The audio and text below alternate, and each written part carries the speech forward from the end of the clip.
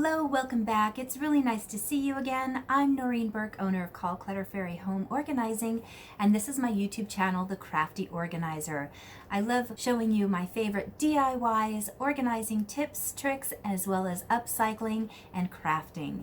Today I want to show you something that I did to a Kirkland sign that I had gotten, and it was super cute, but it really wasn't my style, and I didn't have a need for it inside of the house, but I thought it would be super cute if I changed it up just a little bit and I could put it out in my garden sitting area. So that's what I did.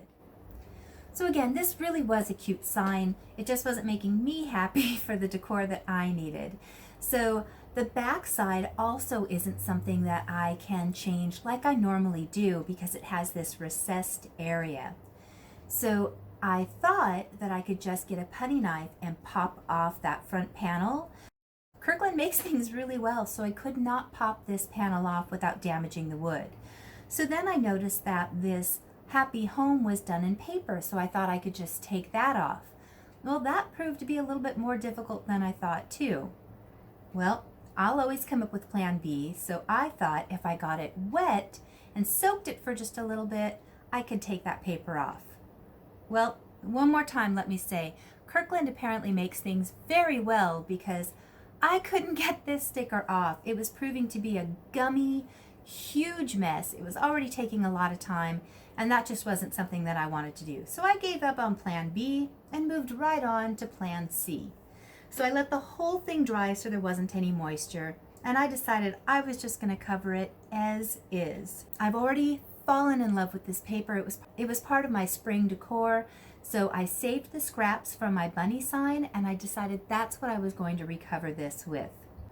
I cut the strips down into 6-inch sections because that was the side of the board, and then I just needed to go ahead and line them up so that it was a seamless transition. If you look really close, you can see where it aligns, but unless you're really looking, you won't notice.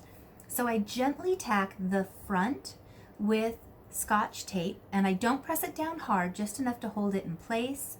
Then when I flip it over, I can secure it really well from the back with tape, and as soon as I'm done, I take the tape off the front before it adheres and takes off any part of the scrapbook paper. The next step was attaching it to the board. So it's been raining like crazy here in California. I am ready for some spring weather, but we are just not getting it. The nice side is everything's getting nice and watered, and we won't be a shortage of water. So I had to line this out on the outside to make sure when I used my trusty favorite adhesive, my spray mount, that it wasn't going to get messy everywhere. So I went ahead and sprayed these sides, and then once I was done, I could remove all of that excess area that was just protecting my surface, and I would be able to adhere the scrapbook paper down onto the sign. I love spray mount because it's such a great adhesive and it covers everything really evenly and fast. Then I use the same technique again with the sanding block just to give the edges a really soft, pretty edging. And if you don't have a sanding block, you can use a nail file. I love using that.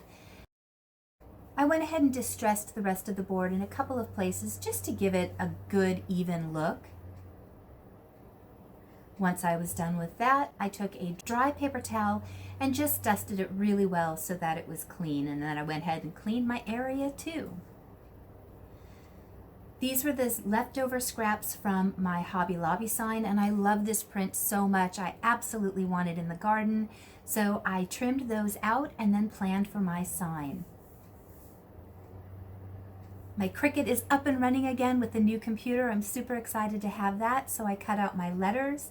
Now today, for some reason, this is the hardest time I have ever had using contact paper. It did not want to release. It didn't cut well, so I had a lot of issues getting this one weeded. So I'm going to fast forward through this, but I definitely had a hard time. So normally this is a super quick project. But today, the Cricut cutting wasn't my friend on the contact paper. But once I finally did have it completely weeded and ready to go, I got out a nice new roll of clear contact paper. And what I like to do with the clear contact paper, I've learned this from some others, you use this as a transfer so that nothing moves. And what I do is I will take my piece off and cut it to the size of my decal, and I'll stick it down to an existing surface a couple of times. And what this does is it makes it slightly less tacky so that the decal, the vinyl, releases easily onto the new surface. So I'm sticking that down onto the vinyl, peeling it off completely, and then I'm going to stick the transfer decal back onto the regular backing of the contact paper. And the reason I'm doing this is my Cricut doesn't cut larger. I have one of the older ones. So I had to strategically plan this into 2 strips. So I cut them so that together it equals the nice long piece. So now that I have these lined up, I can just put a little piece of contact paper on top to make sure it doesn't move around once I have it aligned. And now I can transfer this whole piece of vinyl completely onto my board in one piece.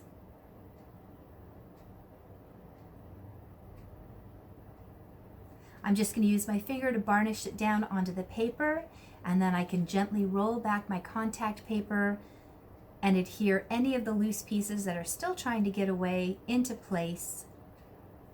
I find this to be much faster than painting or stenciling. I'm not very good at that, but I have a lot of respect for those of you who can do it. I just don't have the patience, which is why I gave up on trying to remove the paper with the sticky stuff.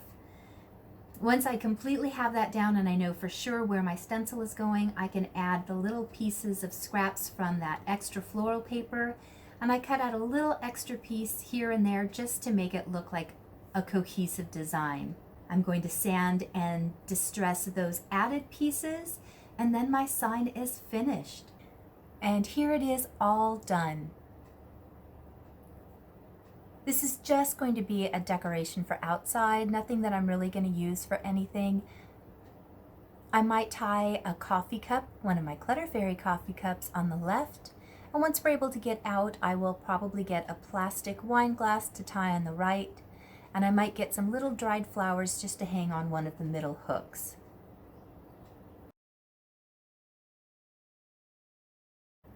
I had a good time doing this project. Hopefully you had fun watching it. Did you notice I was in my pajamas the whole time? Most of the time I come out here and I do projects, and I am an early bird. I wake up around 5:30, and I always come to the garage. I'll drink my coffee, I'll go online, but sometimes I will start a project. And because we're home right now, I've decided to just start recording anytime I do a project. If it turns out great, I share it with you, and if not, no one ever needs to know. But I was cracking up as I was doing the editing, thinking, okay, you could have at least changed into a sweatshirt instead of your pajamas. So leave me a comment below. Let me know if you've been in your pajamas an extended amount of time these last couple weeks. It's starting to blur of what day it is, and I'm thankful that I have a calendar that I check. But I'd love to hear your comments below. If you liked this, I'm trying to come up with other DIYs, upcycles, and I do have some organizing projects coming up. So please make sure you're subscribed, hit that like button, and thank you so much for watching. I'll see you in 2 days. Bye.